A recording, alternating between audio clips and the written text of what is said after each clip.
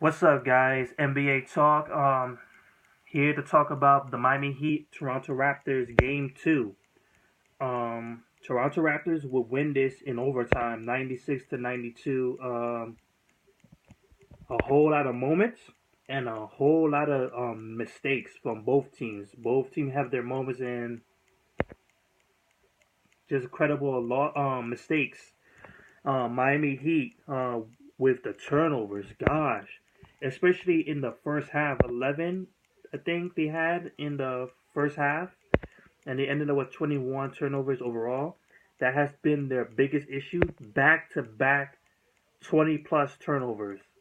Game one they had 20 plus turnovers. Tonight they had 20 plus turnovers. That's been their biggest issue, and they need to cut that down.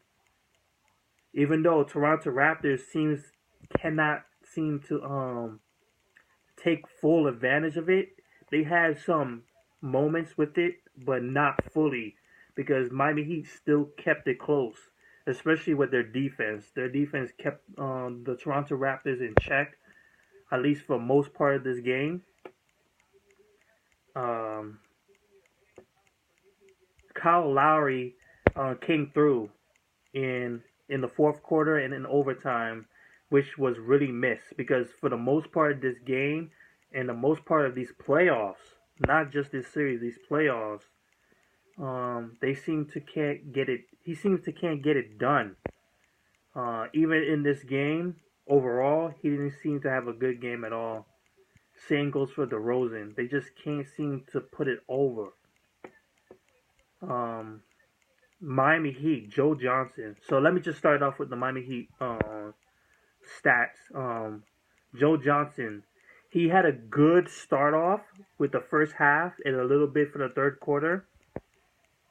Pretty good game from him. Like he shot 8 out of 14 from the first half, including the third quarter. So the first 3 quarters, 8 out of 14. In the fourth quarter and overtime, he stunk up the place. I was really hoping that he's gonna finally take it over. He's too much of a veteran to let this go. He needs to get things done real quick. Like get over this hump that he's in, because he's too good for this. He has 17 points overall. He added 22 shooting. 12 points from Luau Deng. Shot 2 out of 4 from the 3-point range. 13 points for Hassan Whiteside. 13 rebounds and 3 block shots. Pretty much his norm. I'll get into him real quick. D Wade. He had his moments throughout the whole game. He had some scares. Him and Hassan Whiteside in the second quarter getting banged up because Toronto was not playing no games. They were trying to. I don't think they was trying to hurt them, but they sure as hell not gonna let them score or do anything else. Just rough them up. They roughed up D Wade. He was holding his knee. Hassan Whiteside with his elbow, and then you had Dragic busted open. I think it was nose. Shoot, man, it was a very physical game. D Wade, 17 points, 6 rebounds, 3 assists. 20 points from Dragic. He had a pretty good damn game. He's been showing up this playoffs. At least for the past couple of games, that is. Nothing much from the bench. A little good on defense, but not on the offensive end. Josh Richardson getting his minutes. He has a future, especially on the defensive end. I wish I could see more from the offensive end. They didn't pass the ball enough to him. But it is what it is. 49% from the field overall. 35% from the three-point range, which is a good plus from the Toronto Raptors because it has been a problem from last game. Their three-point shooting being crazy, and the Toronto Raptors not able to stop it. This is a good plus for them to contain those three-point shooting. 45 rebounds, 14 assists, 21 assists, 21 turnovers. Is the biggest issue.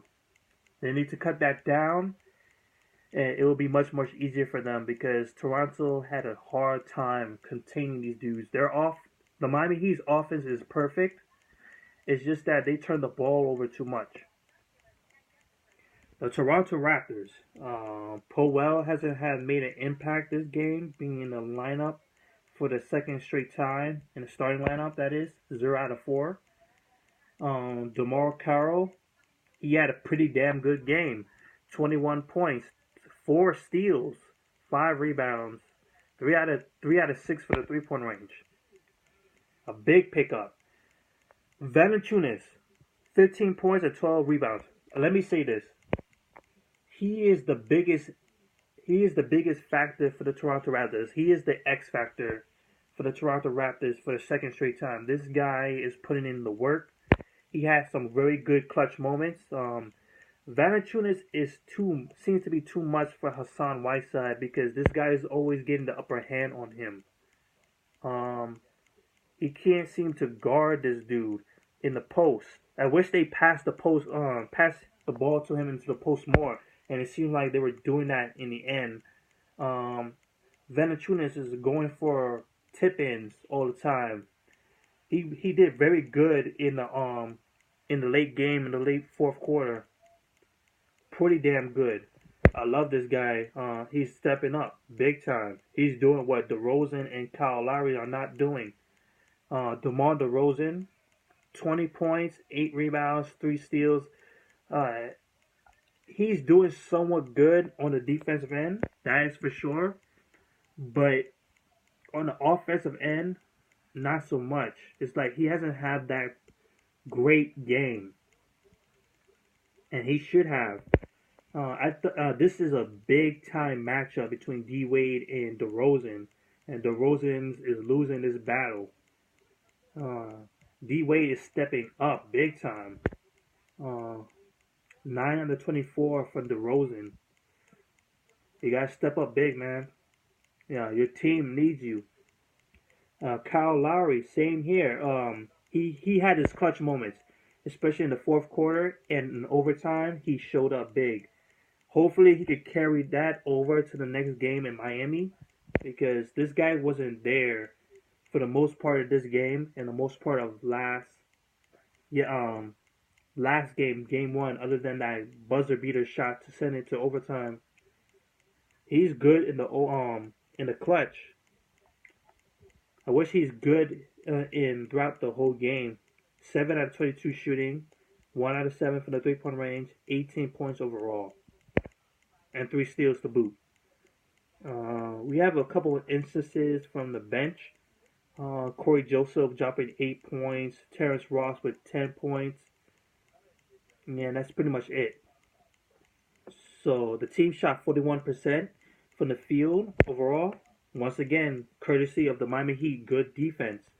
22% for the 3-point range. And another thing, 53% from the free throw line. That was one of the biggest problems as well. Not able to drop their free throws is a big problem too. The steals, however, it was magnificent. 15 steals. They're doing better on the defensive end. It's just that their offense is just not getting it done. 39% from the 39 rebounds, and only 9 turnovers. So that's it, and that's it for tonight. They move on to Miami, which will be on Saturday. Tomorrow, Cleveland Cavaliers versus Atlanta Hawks, Game 3 at Atlanta. Cavaliers up 2. Spurs versus Oklahoma City Thunder at Oklahoma City. So there you have it. For tomorrow, peace out, guys.